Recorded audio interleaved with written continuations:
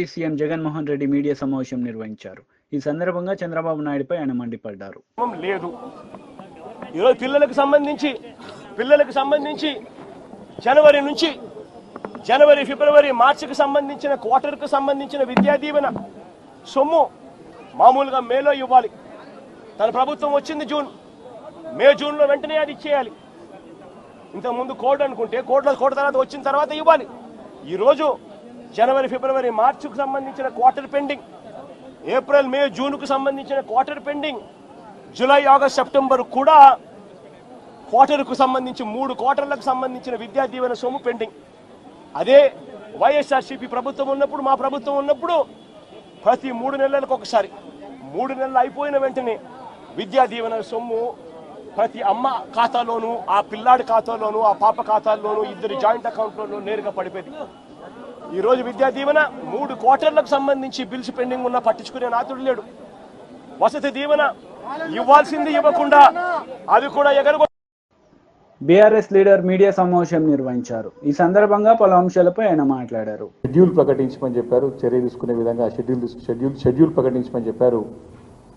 మరి సెక్రటరీ గారిని డైరెక్ట్ చేశారు. దాంట్లో ఈ యొక్క ఇమీడియట్గా మరి స్పీకర్ గారు ముందు మరి యొక్క పిటిషన్స్ అన్ని ముందు పెట్టి 4 వీక్స్ లోపల షెడ్యూల్ ప్రకటించకపోతే సుమోటోగా తీసుకొని హైకోర్టే దీనిపైన చర్య తీసుకుంటుందని చెప్పడం జరిగింది. దాంట్లో కూడా చాలా చాలా చక్కగా with due regards to the constitutional obligation కింద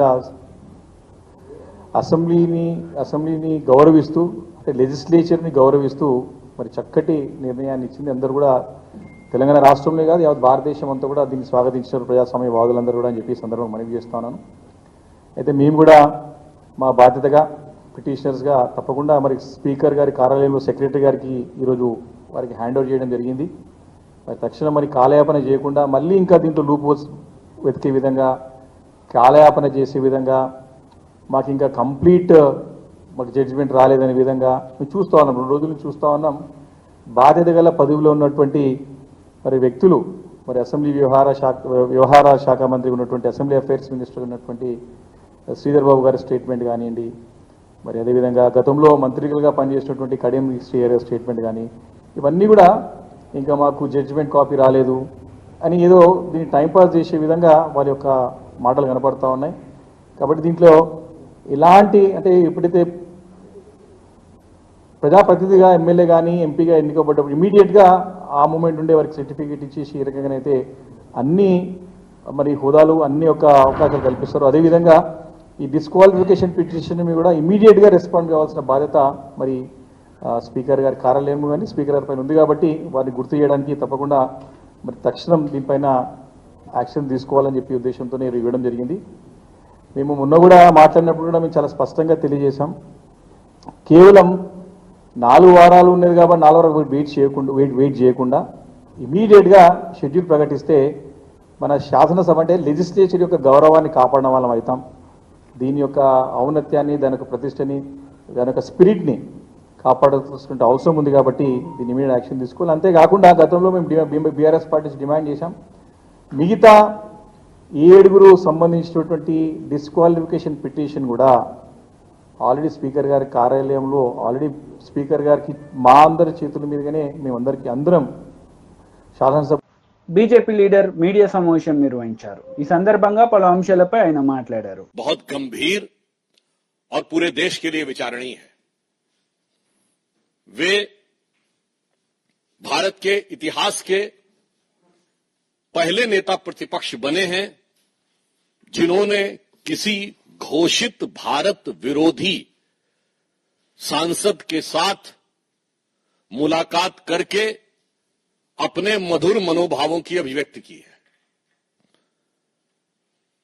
अमेरिकी सांसद इलान उमर, जो भारत विरोधी वक्तव्यों और स्टैंड के लिए विख्यात कुख्यात हैं, जिनके की विषय में एक सर्वविदित सत्य है कि पाकिस्तान गवर्नमेंट के द्वारा ले जाए गए उन चुनिंदा अमेरिकी सांसदों में से एक थी जिन्हें पाक अधिकृत कश्मीर में ले जाकर पाकिस्तान की गवर्नमेंट की तरफ से विजिट कराया गया था।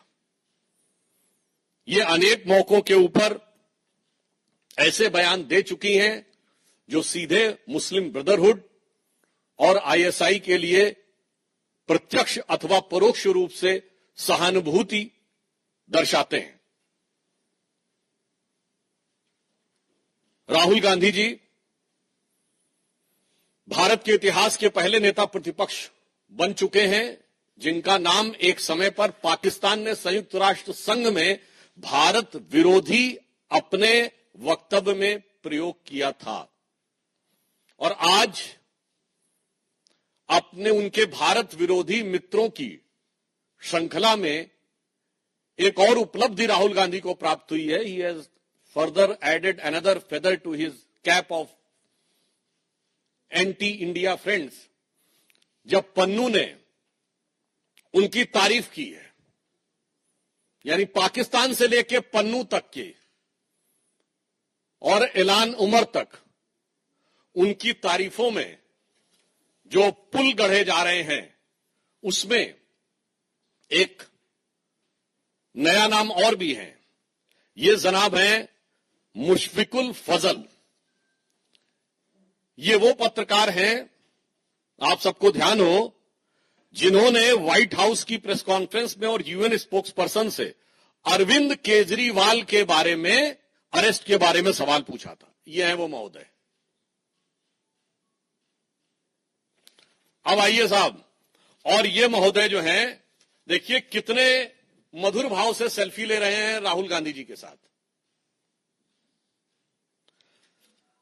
और राहुल गांधी जी और उनके चच्चा, जो बता चुके थे कि वेस्ट वाले अरब से आए हैं और नॉर्थ वाले यूरोप से आए हैं, ईस्ट वाले चाइना से आए हैं, दक्षिण भारत वाले अफ्रीका से आए हैं, ये चतुर्दिक प्रतिभा के धनी जो इनके सैम हैं, उनके साथ ये बैठे हुए हैं। अब ये ऐलान उमर के साथ मुस्कुराहट बिखेरती हुई और हर भारतवासी को दिल को चीरती हुई ये तस्वीर है। इस विजिट में उन्होंने कुछ ऐसे शब्दों का प्रयोग किया है जिस पे मैं पूरे देश का ध्यान आकर्षित करना चाहूंगा। ये वर्ड्स उनकी डिफरेंट डिफरेंट स्पीचेस में आए हैं। I don't want to live in India, I doesn't value skilled people. I doesn't have the freedom of faith. Indians, in India, there are hateful peoples. Indians doesn't allow the different languages. Indian identity is not acceptable. Indian society is casteist. Indians, social media influencers are for UC only. और separatist और जो कश्मीर में terror के perpetrator थे, उनका समर्थन है। अब यहां पर मैं एक बात थोड़े दुख के साथ कहना चाहूंगा। मित्रों, आज 11 सितंबर है। 11 सितंबर का दिन दो चीजों के कारण विश्व और भारत के इतिहास में अविस्मरणीय है। एक बहुत दुखद याद जुड़ी हुई है 11 सितंबर से 9/11, और इस समय संयोग से राहुल गांधी अमेरिका की धरती पे हैं। मैं पूरे भारतवासियों को याद दिलाना चाहता हूं कि 9/11 के जो प्राइम एक्यूज थे, खालिद शेख मोहम्मद और मोहम्मद अट्टा, कोई पॉलिटिकल पार्टी दिखाइएगा जिसने उनके पक्ष में सहानुभूति का बयान जारी किया हो। कोई टीवी चैनल दिखाइएगा जिसने 9/11 के बाद इन लोगों के पक्ष में सहानुभूति दिखाई हो। कोई पॉलिटिकल पार्टी बताइएगा जो अमेरिका के इतिहास का सबसे बड़ा सिक्योरिटी लैप्स, जो अमेरिका के इतिहास का सबसे बड़ा इंटेलिजेंस फेलोर, जिसने उस सरकार के ऊपर उंगली उठाई हो कि इंटेलिजेंस फेलोर था और सिक्योरिटी लैप्स था। ना, बल्कि पूरे अमेरिका ने और उनकी सारी पॉलिटिकल पार्टी ने फर्म रिजॉल्व किया। जॉर्ज बुश जो रिपब्लिकन थे, उन्होंने कहा कि हम ओसामा बिन लादेन को मारेंगे, और बराक हुसैन ओबामा जो कि डेमोक्रेट थे, उस काम को अंजाम दिया। आज भारत में अगर उसके समकक्ष जो भारत की संसद पे हमला हुआ, जिसके लिए सर्वोच्च न्यायालय ने rare of the rarest crime शब्द का प्रयोग किया है अपने जजमेंट में, आप जाके चेक कर सकते हैं, अफजल गुरु की हैंगिंग के बारे में। 7 साल उसकी हैंगिंग रुकी रही, और आज भी जम्मू कश्मीर चुनाव में कांग्रेस के मुख्य सहयोगी दल कहते हैं कि अफजल गुरु की हैंगिंग गलत थी, और ये राहुल गांधी अफजल की पहली बरसी पर టీడీపీ లీడర్ మీడియా సమావేశం నిర్వహించారు. ఈ సందర్భంగా పలు అంశాలపై ఆయన మాట్లాడారు. వైఎస్ ప్రకాష్ రెడ్డికి మనవడు డాక్టర్ వైఎస్ అభిషేక్ రెడ్డి జగన్మోహన్ రెడ్డి పెదనాన్న అయినటువంటి వైఎస్ ప్రకాష్ రెడ్డి మనవడు. ఈ యువకుడు 33 సంవత్సరాల వయసున్న ఈ యువకుడు వైఎస్ అభిషేక్ రెడ్డి పులివెందుల్లో జగన్మోహన్ రెడ్డి కోసం పనిచేసిన వ్యక్తి, జగన్మోహన్ రెడ్డి కుటుంబ సభ్యుడు. రాజకీయంగా ఇబ్బందుల్లో ఉన్నప్పుడు వచ్చి ప్రచారం చేసిన వ్యక్తి. ఇప్పుడు ఈ అభిషేక్ రెడ్డి ఎక్కడున్నాడు? ఈరోజు గుంటూరు జైలుకెళ్ళి నందగం సురేష్ని పరామర్శించిన జగన్మోహన్ రెడ్డిని అడుగుతున్నాను, నీకు తమ్ముడు వరుసయ్యే, నీ కోసం పనిచేసిన, నువ్వు ఇబ్బందుల్లో ఉన్నప్పుడు నీ కోసం నిలబడ్డా డాక్టర్ వైఎస్ అభిషేక్ రెడ్డి చావు బతుకుల్లో హైదరాబాద్లో సిటీ న్యూరో హాస్పిటల్లో 5 రోజుల నుంచి కోమాలో ఉన్న మాట నిజమా అబద్ధమా? నీ కోసం పనిచేసిన అభిషేక్ రెడ్డి, నీ కుటుంబ సభ్యుడైన అభిషేక్ రెడ్డి పులివెందుల నుంచి నీ కుటుంబంలో ఉన్న మీ బాబాయిలు, మీ పెదనాన్నలు, మీ బంధువులందరూ, అంటే అవినాష్ రెడ్డి కుటుంబం, అలాగనే వైఎస్ కుటుంబంలో ఉన్న దాదాపు అందరూ హైదరాబాదు వెళ్ళి హైదరాబాదులో ఎప్పుడైతే ఒకప్పుడు నువ్వు కోడి కత్తికి ఎక్కడైతే చికిత్స చేయించుకున్నావో అదే హాస్పిటల్లో, సిటీ న్యూరో హాస్పిటల్లో చావు బతుకుల్లో ఉంటే నువ్వు కానీ నీ భార్య కానీ వెళ్ళి పరామర్శించారా? విజయవాడ వరద బాధితుల విషయంలో ప్రభుత్వాన్ని విమర్శించే లక్ష్యంతోనే నువ్వు వచ్చావు. అలాగే నందగం సురేష్ విషయంలో అమరావతి విధ్వంసంలో కానీ, ప్రకాశం బ్యారేజ్ని ధ్వంసం చేసే కుట్రలో కానీ నువ్వు రూపొందించిన ఒక నేర ప్రణాళికకి అమలు చేసే నీ పార్ట్నర్ ఇన్ క్రైమ్ కాబట్టి నందగం సురేష్ కోసం ఈరోజు బయటకు వచ్చావు. ఇప్పుడు అందరూ ఆలోచించాలి, కుటుంబ సభ్యుడు కోమాలో ఉండి 5 రోజుల నుంచి చావు బతుకుల్లో ఉంటే, బ్రెయిన్ స్ట్రోక్ వచ్చి పులివెందుల్లో ఉన్న, బెంగళూరులో ఉన్న, ఇతర ప్రాంతాల్లో ఉన్న వైఎస్ కుటుంబ సభ్యులందరూ వెళ్ళి పరామర్శించి వస్తుంటే జగన్మోహన్ రెడ్డి కానీ భారతి కానీ ఎందుకు ఇద్దరిని చెప్పాల్సి వస్తుందంటే, ఈ కూటమి ప్రభుత్వం ఏర్పడిన తర్వాత వీళ్ళిద్దరి పని ఏంటంటే, భారతీయది రాత, జగన్ది కోత. భారతీయ రాస్తుంది, ఏమని రాస్తుంది?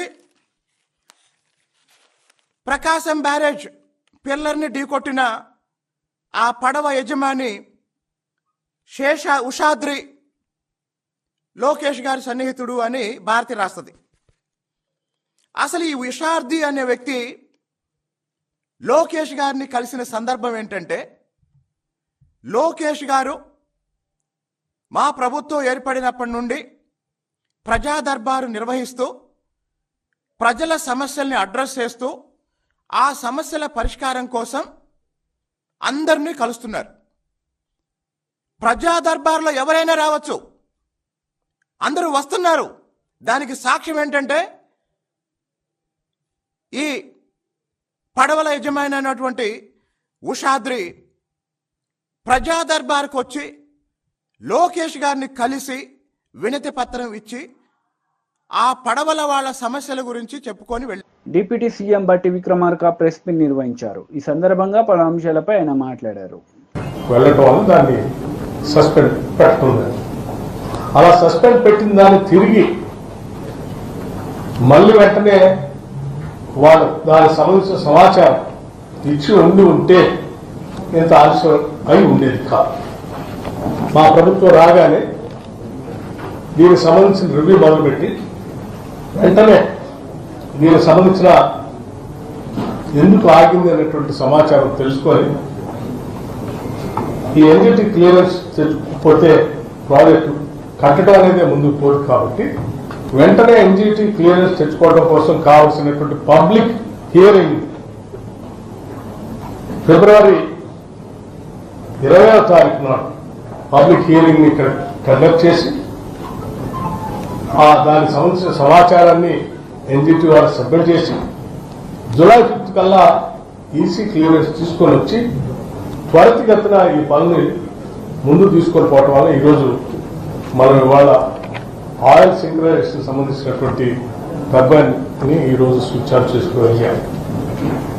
ఈ చేసేటువంటి ప్రక్రియ ఈ ప్రభుత్వం వచ్చిన నాటి నుంచి స్థానికంగా ఉన్నటువంటి మంత్రులు ఉత్తమ్ కుమార్ రెడ్డి గారు కానీ, కోమటిరెడ్డి వెంకటరెడ్డి గారు కానీ, లేకపోతే ముఖ్యమంత్రి గారు రేవంత్ రెడ్డి గారు కానీ, నేను కానీ నిత్యం దీన్ని మానిటర్ చేస్తూ వారానికి ఒకసారి రివ్యూ చేసుకుంటూ ఆ రివ్యూ ప్రక్రియలో జరగాల్సిన పనులకు సంబంధించి అంతిమంగా పూర్తిగా ప్రొడక్షన్ ఏనాటి వరకు రావాలో దానికి సంబంధించిన నిర్ణయానికి కూడా లెక్కగట్టి వారానికి ఒకసారి క్యాలెండర్ ఫిక్స్ చేసి ఈ వారం లోపల ఈ పని పూర్తి చేయాలి, ఈ వారానికల్లా ఈ పని పూర్తి చేయాలి, ఈ వారానికల్లా ఈ పని పూర్తి చేయాలని డేట్స్ తో సహా సహేతుకంగా సైంటిఫిక్ గా నిర్ణయించి రెగ్యులర్ గా దీన్ని రివ్యూ చేయటం వల్లే దీన్ని మనం ఈరోజు సాధించుకోగలిగాం.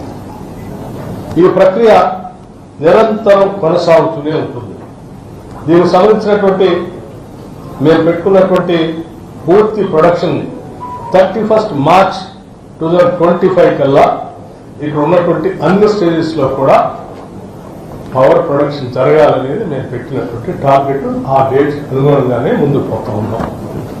ఉదాహరణకి ఈరోజు ఇక్కడ ఉన్నటువంటి 5 యూనిట్స్ సంబంధించి తీసుకున్నటువంటి చర్యలో భాగంగా వాటి కాలక్రమేణా జరిగే పనులు, సివిల్ వర్క్స్ సంబంధించిన పనులు, అట్లాగే రైల్వే వర్క్స్ కూడా, ఎందుకంటే బొగ్గు రవాణాకు సంబంధించి తక్కువ ఖర్చుతో రవాణా జరిగి దీని కాస్ట్ కూడా ఎంత వీలైతే అంత తగ్గించుకోవడానికి అవకాశం ఉన్న మేరకు ఈ ట్రాన్స్పోర్టేషన్ ఖర్చు కూడా తగ్గించుకోవడం కోసం రైల్వే వర్క్స్ కూడా కంటిన్యూస్ గా మానిటర్ చేసుకుంటూ పూర్తి చేసే లక్ష్యాలతో ముందుకు పోతున్నాం. కాబట్టి ఈరోజు మనం ఈ కార్యక్రమాలు చేసుకోగలిగి ముందుకు వెళ్తా ఉన్నాం. ఈరోజు 2400 మెగావాట్ యూనిట్లు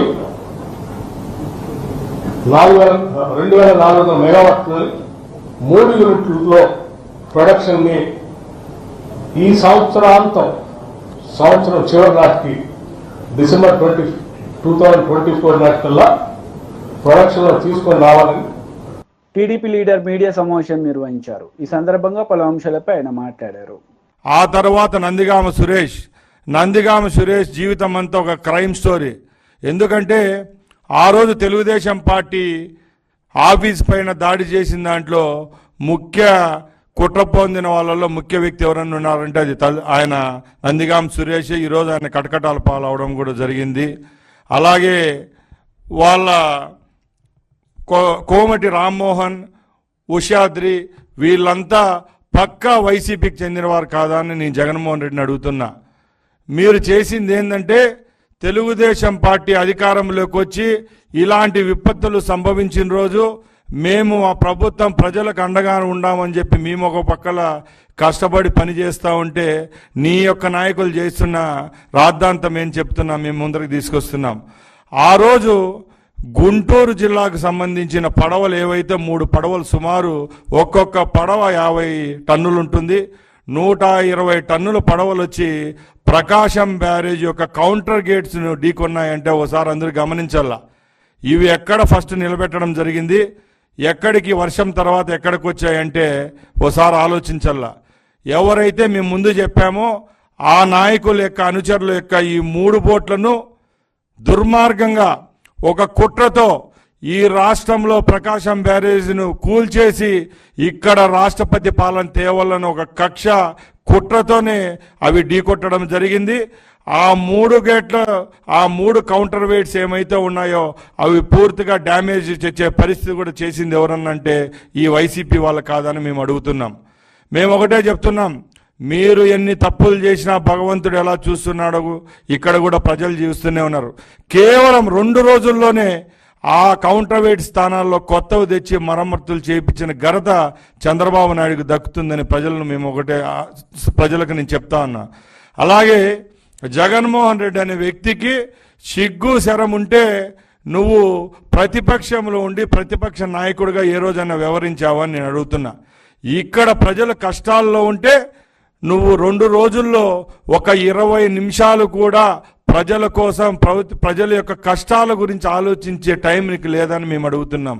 ఈరోజు 2 సంఘటనల్లో ఎవరైతే దోషిగా ఉన్న నందిగామ సురేష్ కోసం నీ మాజీ ఎంపీ ఆయన కోసం నువ్వు హడావుడిగా బెంగళూరు నుంచి ఈరోజు గుంటూరు జైలుకు వచ్చి ఆయన ఏదో ఒక స్వాతంత్ర సమరయోధుడు జైల్లో ఉన్నట్టు నువ్వు వచ్చి అక్కడికి వచ్చి పరామర్శించడం జరుగుతూ ఉంది.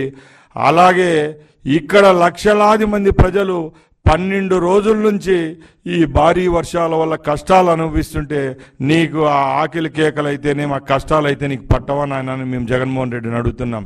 జగన్మోహన్ రెడ్డి, నువ్వు గురువింద గుంజ సామెత ఏమైతే ఉందో అది నువ్వు పాటిస్తా ఉన్నావు. నీ సొంత జిల్లా నువ్వు ఏ ప్రాంతంలో అయితే పుట్టావో ఆ ప్రాంతంలో నువ్వు ముఖ్యమంత్రిగా ఉన్న రోజు పించా ప్రాజెక్టు అన్నమయ్య ప్రాజెక్టు కొట్టుకొని పోతే అక్కడ 100 మందికి పైగా చనిపోతే ఈ రోజుటికి నువ్వు వాళ్ళకు ₹1 ఇచ్చిన పాపాను పోలేదు, వాళ్ళ కష్టాలు పట్టించుకున్న పాపాను పోలేదు. ఈరోజు మా ప్రభుత్వం విజయవాడకు 100 సంవత్సరాల్లో ఎప్పుడూ లేని విధంగా వర్షపాతం నమోదయ్యి ఇక్కడ ఈ సమస్యలు వచ్చింటే మా ముఖ్యమంత్రి గారు 12 రోజుల నుంచి ఆయనే ఇక్కడ ఎక్కడైతే అది జరిగిందో ప్రతి ఒక్క రోజు క్షేత్రస్థాయిలో నియోజకవర్గ నాయకులైతేనేం, మినిస్టర్లు అయితేనేం, ఎమ్మెల్యేలు అయితేనేం అధికారులందరినీ మోహరించి ప్రజల కష్టాల్లో నేనున్నానంటూ సేవ చేయడం